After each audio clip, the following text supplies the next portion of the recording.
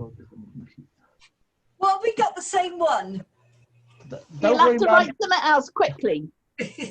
Welcome to the Six Sisters podcast or video channel, whatever you're watching or listening on, that's fine. We've got the Six Sisters here. That's Deirdre, Paddy. Can I call you Paddy, or is it got to be Patricia, Bernadette? I'm going to try and call Joanna for the whole period if I can, but I might struggle on that. Mary and Bonnie. So what we're going to do today is we're going to take it in turns, and we're going to go and try and come up with an adjective for both your parents. But before we start that, well, I think we're going to start with your father, who was born on the 9th of September, 1911. And I just wanted to tell you what happened, just to give you some idea on how long ago that is. So that's 109 years ago. But the world's first scheduled airmail post service was flown on the 9th of September, the same day your dad was born. The world's first scheduled airmail post service is flown between Hendon, North London, which is where my eldest son Ben lives, and have a guess where? Scotland. York. Sorry? Paris, Scotland. What do you say, Paddy? Bath. Bath. Well, I think Paddy's almost on it. It wasn't even as far as that. It was Windsor and Berkshire. So Hendon's on the west side of London, and the airmail literally went up in the air and down again. I find that absolutely incredible. But that just gives you some idea of how long ago your dad was born. So what we're going to do is we're going to start off with the reason that I wanted you to do this adjective with anecdote is because I believe you're all brilliant at telling stories. So I thought of an adjective to describe each and every one of you. Now, I don't know what, but not get personal, Sean. Yeah, I know. Well, I didn't think of an adjective for your whole character, but I thought of an adjective of how you tell your stories or how you speak. So I've got Mary here. She's the best because she's well-spoken. Oh, get you. Paddy speaks with gentility, so she's a gentle speaker. I've got Joanna down as clarity. She's clarity. Others might say just loud. I don't say clarity because I think I might have some similar habits. Dee, I've got her down as compassionate. Her voice is very compassionate. Bonnie, I've got her down as funny. You won't be surprised at that. And Bernadette, I didn't know what an adjective was to describe gossip, but I put informative. Do you think I got those right? So I hope I'm not offending anyone from the outset, but that's the adjectives I got for your voice. So I'm going to start off with Mary and your dad, Mary. What adjective and anecdote have you got for your... I haven't got an anecdote. I didn't think about the anecdotes. I've been fairly busy, so okay. I might try and think of one when we go through. No, we can come back to you. Just give us the adjective to describe your father. The adjective for my mother is strong. Your dad, and we're on. Oh, dad. Oh, right. Well, analogy. I've put damaged, but tried hard. Damaged, but tried. No, that's not I strictly. knew there's no way you could all come up with just one word, but we're trying. I did. And me. Okay. But it's not you next, though, Bonnie. It's Paddy next. What have you got for your dad? We're just doing one parent at a time at the moment. You talking to me, Sean? Paddy, yeah. I can't hear you very well. Sorry, I need a hearing. Right, well, I've written a poem about both of them, so I'll take a word from my poem, won't I? Yeah, choose one word from the poem, then read it out. But just for your dad at this stage. Yeah, well, I've written the poem as well. What, a very short one. I didn't. Yeah. Neither did I, Bon. No, I didn't. Well, let's do Paddy now. What adjective have you got, Paddy? Well, I'd say gentle. Your dad, gentle. Yeah. Read the poem, please. Right. Our dad was tall and handsome. He was gentle and refined. I cannot think of anything that was meant to be unkind. He reminded us always, do what Mum had said. She was the one to guide us, he to bring the bread. Yeah. I love that poem. That's amazing. You pay me for that later, Pad. Joanna, so have you got an adjective to describe your dad? Clever. Clever. And have you got an anecdote? Well, just the fact that when I was working, all the men respected him. All the men went to him for guidance. And I'm talking about grown men, middle-aged men. They all went to Dad, and he was much admired. I suppose I should have put admired rather than clever. But he always had the right answer. You could ask him anything and he could reply, and it was correct. Brilliant. Right, let's go with the D. What adjective have you got for your dad, D? I've got philanderer. Oh, very good. I've also got an anecdote as well. Go on then, I think. From my own experience, when I was about 5 years old, he took me out for the day, which was unusual for him. He didn't really do much with the children. It was all mum in those days. And we went to a flat in Beaufort West. I know that because I used to live in Beaufort East, and I remembered it was Beaufort West in Bath. And in this flat, there was my dad with this woman, and he gave her an extremely long kiss. And when we got back home, my mum said, "Where did you go?" And I said, "We went to a lady's flat, and my dad kissed this lady for ages and ages and ages." And my mum laughed. I can remember her laughing. So there you go. That's my anecdote. Brilliant. I wasn't expecting that. Bonnie. Right, I've got calm. Calm. Yeah, and I've got an anecdote. Go on. I need that. And I recall one night when we were sleeping, Mum was reading in our room, and I said, "My eyes are stinging and I can smell burning." Mum said, "That's just your dad having a last cigarette." 2 minutes later, the bedroom door opened. Dad was standing there, one hand holding his pyjama bottoms up, the other holding a half-pint glass of water, which I understand he had been back and forth to the bathroom filling up. "I can't keep it to myself any longer," he said. "My bed is on fire." We all got up, only to see flames leaping around the bedroom. We tried to put it out, but eventually pushed the mattress out the window. And Mum said, "I thought he must have had a lot to drink, because I could hear him going in and out of the bathroom." It was also the night of the floods. Martin won the bingo at the church, and Dad burned down his bed. Happy days. Brilliant. Bernadette, what adjective have you got? Non-judgmental. Non-judgmental. What was that? I didn't hear it. Non-judgmental. Go on then, give us an anecdote. Well, talking about me being a gossip, I was sat on the settee, Dad playing his patience as usual. You know, we don't even notice him really. Now I was sat on the settee with Bonnie moaning about, I think, Mum or somebody, moaning about something. Not me. And Dad, who never told us off really, apart from if we left a door open, he looked up and he said, "If you girls don't have anything nice to say about anybody, don't say anything." Yeah, that's quite right. But isn't that interesting? None of you came up with the same adjectives. None at all. And they're not even, they don't even sound, those adjectives don't sound like the same person. So he there we go. I never knew about the bed. I did know about that. I was witness to it as well with Bonnie, so I know it happened. We were the firemen. We were there. Mary, we come back to you because you did say damaged but tried hard. Have you got an anecdote that kind of?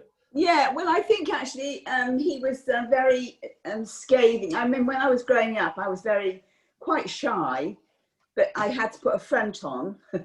So I'd walk down the road with my head in the air, and everybody would call me Miss Fawn. But I can remember he used to say, "Oh my goodness, when you get off the pavement, your bum's going to hit the ground." Because he said I had a big bum, and I was very aware of that. And he would do things like that, which I think was really bad for someone, like me, who was quite shy. But the other thing was, I do remember making dates with boys. And I remember making a date with somebody who was coming over from Bristol. and it was raining, and I thought, I can't be bothered. So I said to him, you're going into the bus station, you see somebody hanging around by the bus station, can you tell him that I can't come because I'm ill? And he did actually do that. So I, you know, there were times when he tried, but there were other times when he didn't. That's amazing, though, that the population of Bath was so small at that moment in time that he could recognise a potential suitor for his daughter. Yeah, well, dodgy guy. I did actually have a story when I went. I used to make dates, and I said to somebody, "Oh, I'll meet you at the fountain in outside the pump room." And I got there, and I think I can't remember what he looked like. And then this chap came along, and I said, and he spoke to me, and I said, "Oh, I didn't recognise you." He said, "Well, it's not whoever it was I was meeting. He sent me in because he's been confined to quarters because he was Prisoner. What? No, he was a sailor. He was a whatever. Anyway, I felt totally embarrassed because, you know, I just assumed it was him. So he took me for coffee and we chatted. Anyway, what? Sorry, how many boyfriends did you have that you can't even remember their faces? Well, yeah, I was always asked out, but I didn't always go. Oh, excellent. Okay. Right, Sean asked us to talk about Mum and Dad. Were they good or were they bad? Who's to say? Nobody's perfect, least of all me, but what they made was a family. Yeah. They're all poets as well. So let's move on to your mum then. Let's move on to your mum. And just before we start with the adjectives on that, I just think this is a really relevant fact. Obviously, your mum was pretty fertile. I guess so was your dad, by the sounds of things. And they don't know when in August, but August 2013, I think your mum was born on the 3rd, but early August 2013, 50 sperm whales were stranded on the Cornwall coast. You mean 1913, you mean? 1913, what did I say? 2013, I think. Well, sorry, 107 years ago, 50 sperm whales. But it was also the year that Emily Davison tragically ran in front of the horse at the Derby. Oh, that's it. Yes, it was. So that happened just a couple of months beforehand on the 4th of June. And that year, stainless steel was invented. There was no such thing as stainless steel before your mum was born. Just to give you some idea of how long ago this was. Anyway, we'll go. I like to think with a sperm whale. Sorry? The sperm whale. Sperm whale, 50 sperm whale.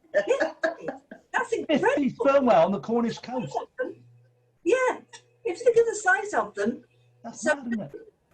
So we'll start with Bernadette, and we'll go in reverse order about an adjective and an anecdote about your mum, Bernie. Magical. Go on then, let's have the anecdote. Well, I don't know how she did it, but we always had an amazing Christmas, and it came from nowhere because she never had any money. But there was a box that came from Hong Kong every year, funnily enough. It always opens before Christmas. And I think that meant something to do with it, but it wasn't until about, I don't know, 20 years ago, I realised that it came from Auntie Bet's. And there was something in it to help out, but I didn't know. Wow. That was after I left home. Yeah, of course. But Auntie Bet used to send a parcel to Mary and I so that we could fill Mum and Dad's stockings. Is that right? What, you mean as late Father Christmas? Yeah, do you remember that, Mary? I do remember it now. I didn't before, but I do remember the parcels that used to come from Auntie Ivy. Well, I think it was Auntie Bet who used to send parcels so that we could do stockings. Auntie Ivy sent parcels every year, and it was all leftover clothes and books and things from Diane and Jill. Yes, I remember going to school in convent's uniform, brown uniform. So, was Christmas magical for all of you throughout the years that you were children? Yes. I always, because Mum always said, if you don't expect anything this year because I've got to buy for my nephews and nieces. She said that, and I have no money. She said, so don't expect anything. She said, Father Christmas will always come because he was something at somebody else. But she said, don't expect anything from me. And always, every year, we had a wonderful Christmas. It wasn't expensive. We didn't have expensive toys or anything. I remember one year I had a plastic trumpet, but that's what it was all about. It was lovely. But don't you find that maybe small gifts, but a high number of people is much better than, like, if you were a single child, it wouldn't. With the same parents, it just would not have been the same, would it? We played games. We had pantomimes. We used to make a pantomime. Anything that's on that tricycle was something else. And that's true. Well, is that right? Yeah. 8 people on one tricycle. We had a green tricycle. There'd be half the cooks and us all coming down the hill on that bike, on that tricycle. It was a nightmare. Not down that big hill from Elmer's, was it? I remember having toothpaste. Remember those little blocks of toothpaste? As a tin. Tins. Toothpaste. Hard, was it? Yeah. Gibbs, yes. And a toothbrush and a handkerchief and an orange. That was always what was in the stocking. There wasn't much else. We had a few nuts. She'd wrap up some nuts. But there was always a sugar mouse. A sugar mouse. Sugar mouse. And always there was something wrapped in a bit of tissue paper, like a little necklace or something, a little sort of bracelet or necklace. You had any of that? Oh, I never had that. But and a bar of soap. Yes, that's right, yeah. And sometimes that bubble bath in a little sort of teddy bear thing, sort of a bubble bath. Is that it, Mary? Oh, is everybody gone? That's it. Gibbs, then, yeah. Gibbs. Oh, something happened. £45. Oh, right, you're back. I wish I kept my Gibbs. I just, for those that couldn't see it, I just put a picture up of the Gibbs toothpaste that Mary got for Christmas, worth now 45 quid. What? Did you see it on eBay? £45. No. Yeah. It's worth keeping things. Incredible. Okay, then we'll move on to Bonnie. Have you got an adjective for your mum and an anecdote? Well, I got fairies. Fairies?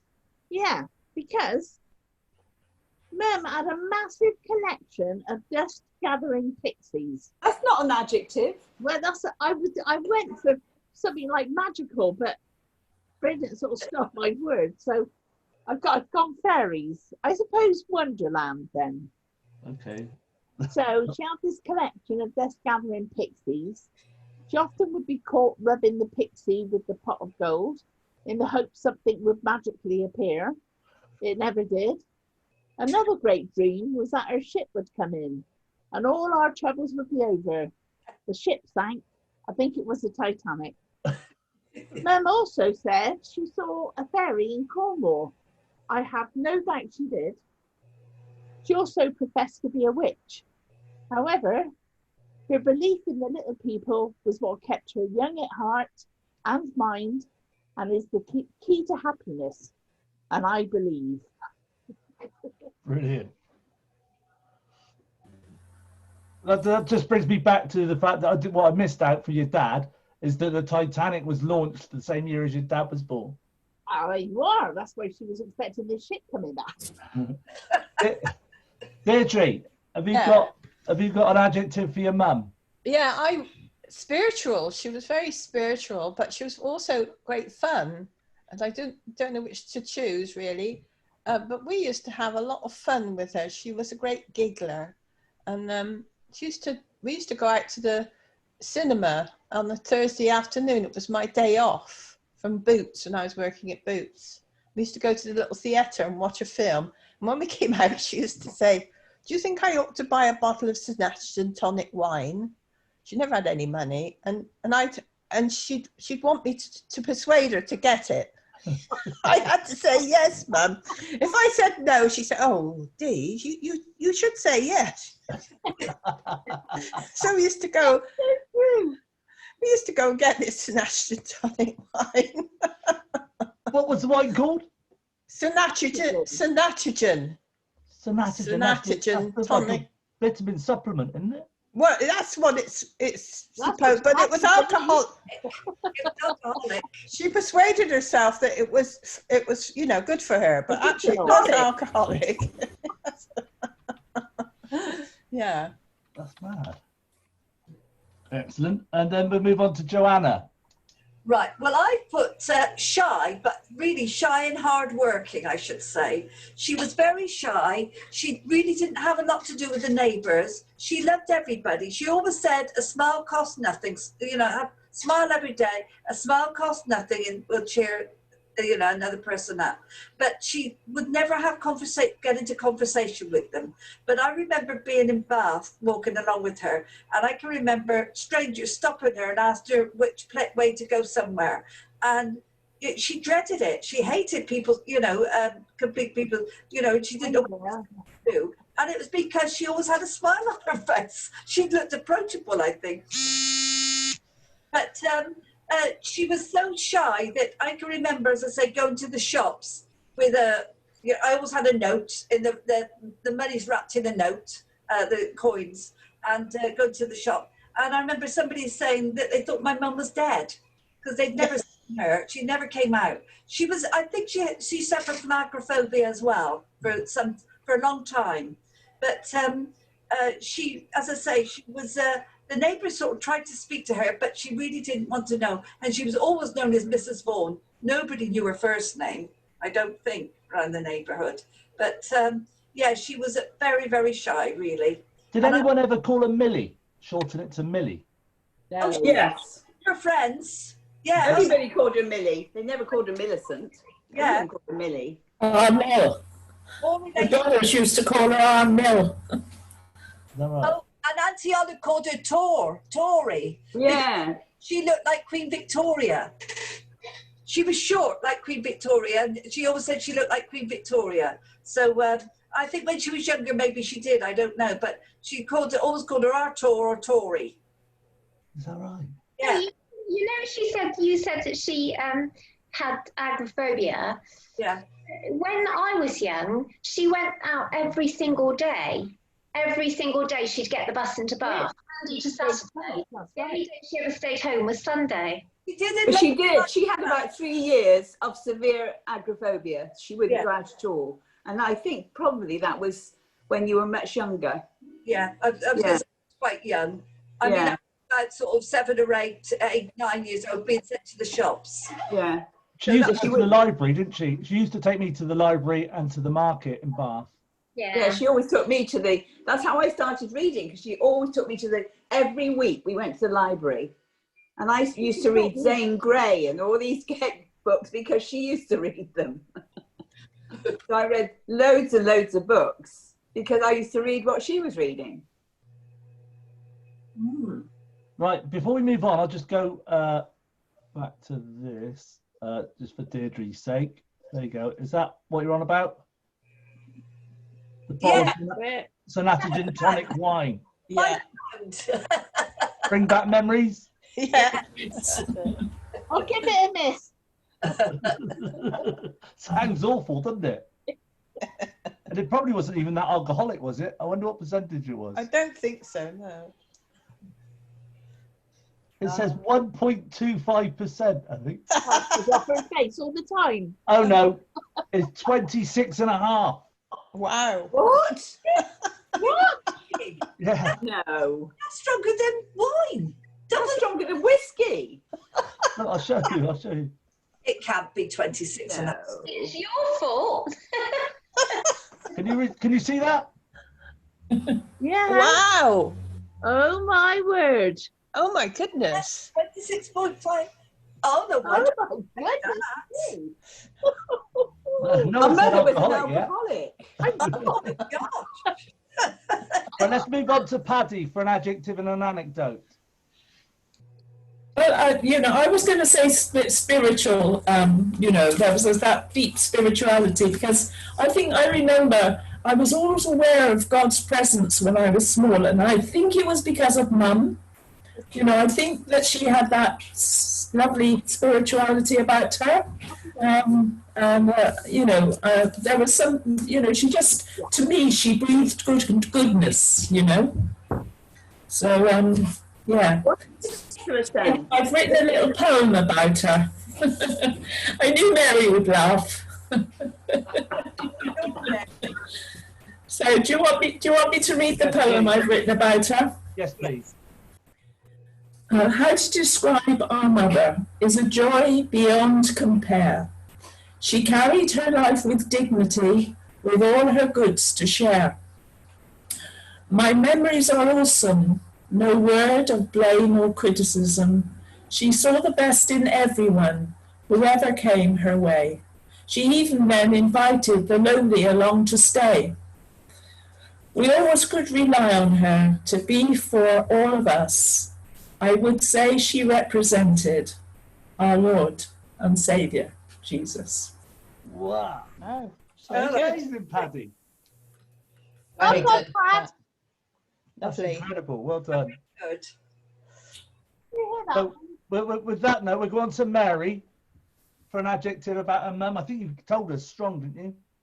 I said strong because I think she was strong. She had to be strong And because have you she got had an 8 anecdote for children. that one? Well, I was trying to think of one because, well, Paddy's just said, you know, she was very generous. She would take anybody in, as proved with taking Peggy, Tom, and anybody else that came along that needed. Mike, Who? Mike, Who? John, Michael. Yeah. Robin. Yeah. I mean, when you think about all the people that she took in, I'm sure 8 children, it's ridiculous. But yeah, I think she had to be strong. Although, in fact, it's true, she was very shy. And I don't think she had a lot of confidence in herself in many ways. But on the other hand, she was very strong for us because she would have died for any of us. Yeah. I think she was very, very strong and very protective of all of us as well. So I think that was a very good thing to be if you're a mother of 8 children. Yeah. Oh, that's brilliant. That's brilliant. I think in summary then, we can say about your father, these are the adjectives we got about your father. It sounds like he's damaged, tried hard, gentle, clever, philanderer, calm and non-judgmental. Which doesn't, it sounds like you're describing 6 different people, but there we go. But your mum is the complete opposite. They all have got a bit of a theme, really. Magical, fairies, spiritual, fun, shy, spiritual, and strong. And there's 2 spirituals in there. And that won't surprise you to know that come from Paddy and Deirdre. But obviously that's gone on a bit further as well, and they've taken that from her. So in summary, that's what we've come up with. It's been great, but I wanted to keep it fairly short for a couple of reasons so that people will tune in and listen to the whole thing. And also, what I wanted to say is I wanted to do this again about your brothers, exactly the same format, because it seems to have worked fairly well. I know that we could all chat on for ages, and maybe we'll chat after we finish. But I'm going to stop recording now, and then with the hope that we can come back and do the same thing again about Martin and Jimmy.